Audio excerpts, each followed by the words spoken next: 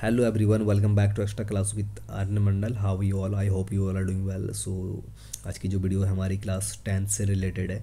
Class 10th की जो grammar part है उसी पर हम लोग आज डिस्कस करने वाले। Actually I am getting lot of comments regarding that sir please upload the grammar part of class 10। सो आपके एग्ज़ाम्स भी आने वाले हैं, फाइनल एग्ज़ाम्स आने वाले हैं, बोर्ड के एग्ज़ाम्स आने वाले हैं, उसके लिए बहुत ज़्यादा हेल्पफुल होने वाली है ये वीडियो।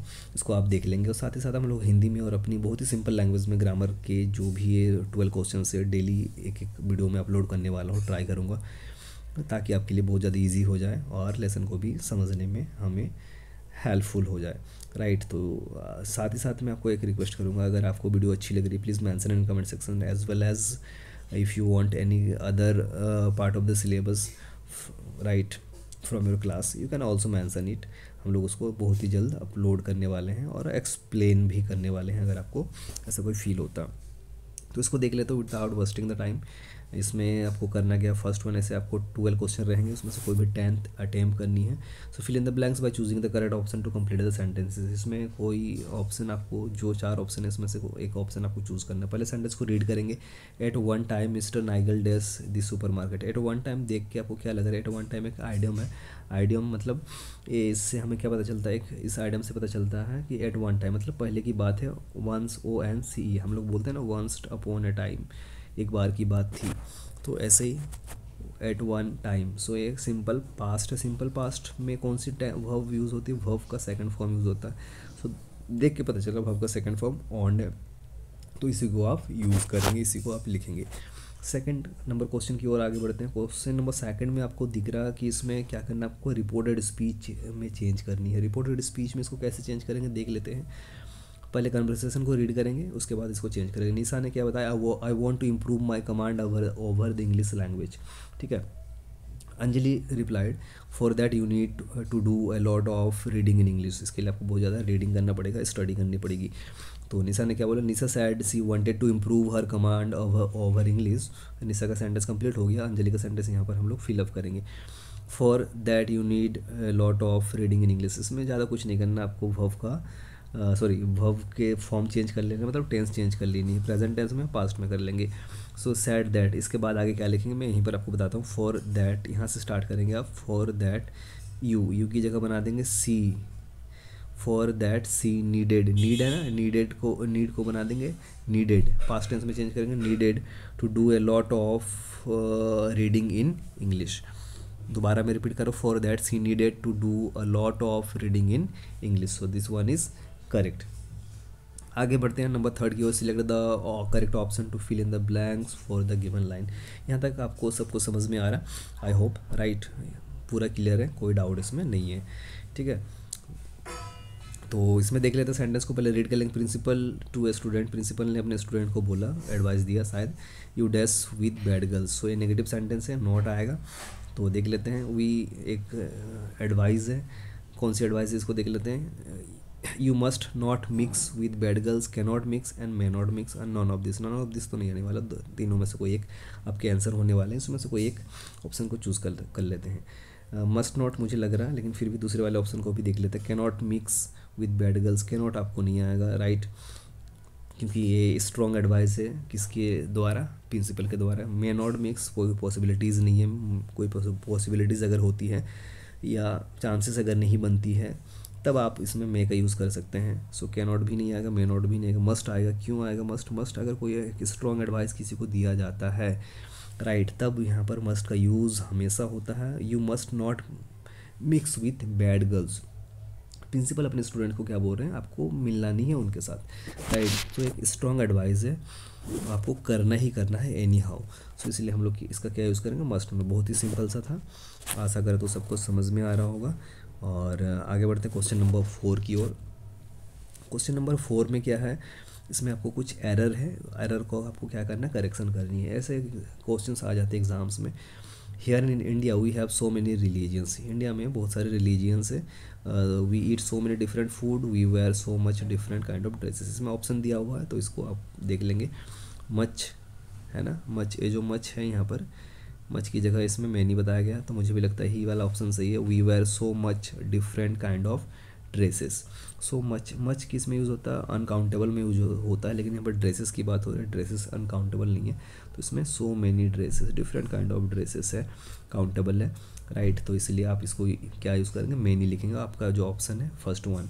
लेकिन दूसरे वाले ऑप्शन को भी देख लेते हैं, ईट की जगह एट आएगा क्या, नहीं आएगा, क्यों नहीं आएगा, क्योंकि ये आपका सिंपल प्रेजेंट फॉर्म में है, हमारी हैबिट है, हमारी कल्चर को डिस्क्राइब कर रही है, इसमें एट नहीं आएगा, इसलिए ईट आप इसको मत करना।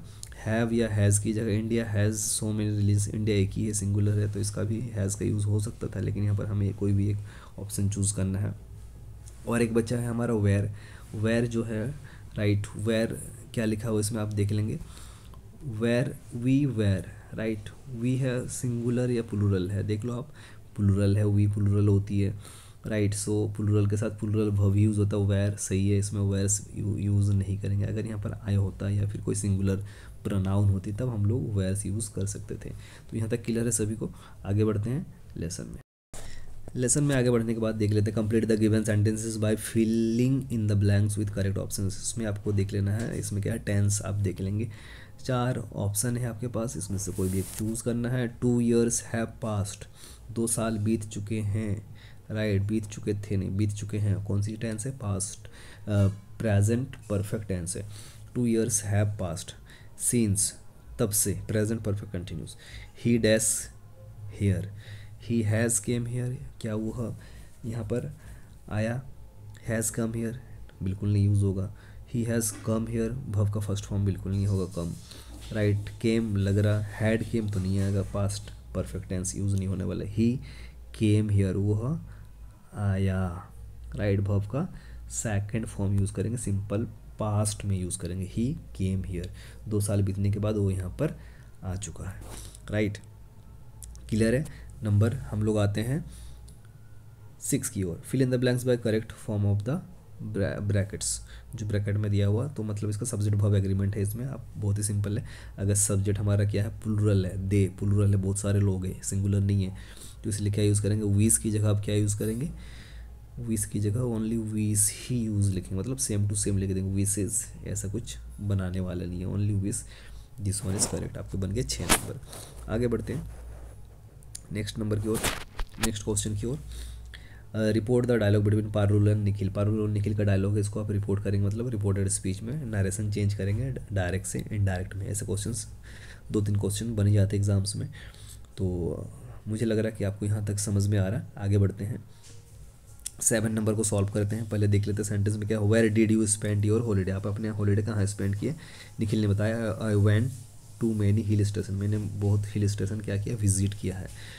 सो निखिल, पारुल आस्क्ड निखिल, पारुल ने निखिल से पूछा, राइट। निखिल का रिप्लाई तो यहाँ पर दिया हुआ है, मतलब पहला सेंटेंस आपको करना नहीं है, ओनली पहला वाला जो सेंटेंस है इसको आपको चेंज करनी है। पारुल आस्क्ड निखिल, क्या पूछा पारुल ने, वेयर, वेयर, इसको मैं लिख देता हूँ यहाँ पर WHERE, where he had, past tense में चेंज करेंगे आप, वेयर डीड है ना, तो इसलिए हैड का यूज़ करेंगे, where he had spent, SPENT, third form, spent his holiday, his HOLIDAY, ऐसा क्यों हुआ कि where he had spent his holiday, did है इसलिए हम लोगों ने क्या यूज़ किया, हैड यूज़ किया, वेयर ही, यू की जगह ही यूज़ किया, स्पेंड, स्पेंड को स्पेंड बना दिया, हिज हॉलीडे, बहुत ही सिंपल है, आशा करता हूँ सबको समझ में आ रहा, ठीक है। आगे बढ़ते हैं, बनाते हैं हम लोग क्वेश्चन नंबर 8। क्वेश्चन नंबर 8 मुझे लगता है बहुत ही सिंपल है, इसको सेंटेंस को रीड करेंगे, इसमें क्या मिस्टेक्स है, क्या एरर है, इसको देख लेंगे। इस टाइप्स के एरर वाले जिसमें ऑप्शन नहीं होते हैं, बच्चे कभी कभी पूछते हैं मुझसे कि sir how to identify this kind of sentences because it is seems like little bit difficult, right, थोड़ा बहुत डिफिकल्ट लगती है, लेकिन डिफिकल्ट वाली कोई बात नहीं है इसमें। सबसे पहले मैं आपको बता दूँ, टेंस आप देखेंगे इसमें, इस टाइप के सेंटेंसेस में टेंस के बाद डिटरमाइनर्स देखेंगे, आर्टिकल्स होगी उसमें, क्वांटिफायर्स होगी, राइट, सब्जेक्ट वर्ब एग्रीमेंट देखेंगे एंड मॉडल देखेंगे, 4-5 चीज़ें आप देख लेंगे तो आपका सेंटेंस क्लियर हो जाएगा। I like to drink juice, I likes तो नहीं आएगा, लाइक आएगा, सब बाकी सब सही यहाँ तक। To drink juice in morning and eat tea at lunch time, तो आप सेंटेंस को देखने के बाद बता सकते हैं कि सिंपल फॉर्म में है, किसी के हैबिट के बारे में बात हो रही है।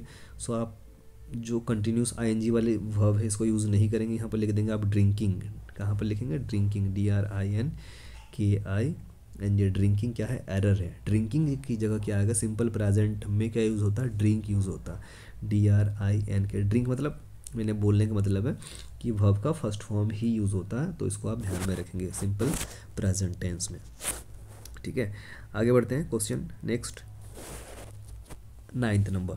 9th में क्या है, कुछ बच्चे बताते हैं सर इसमें थोड़ा सा डिफिकल्टीज है, तो इसको चेंज कर लेते हैं। Transform the sentence into reported speech. Reported speech में चेंज करेंगे, who now they had asked will listen to your trouble and protect us from the crocodile. हमें कौन सुनने वाले हैं, so they wanted to know, वे जानना चाहते। इस फ्रेज वर्ब को आप यूज़ करेंगे अपने से, यहाँ पर हालांकि लिखा हुआ नहीं है। दे हैड पास्ट फॉर्म में यूज़ करेंगे, दे हैड ऑलरेडी हैड है तो इसलिए उसके अकॉर्डिंग यूज़ करेंगे। दे हैड वांटेड,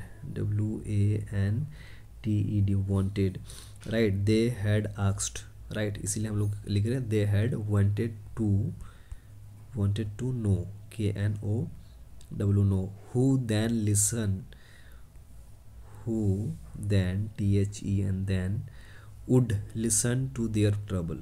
विल बना दिया हम लोगों ने वुड, है ना।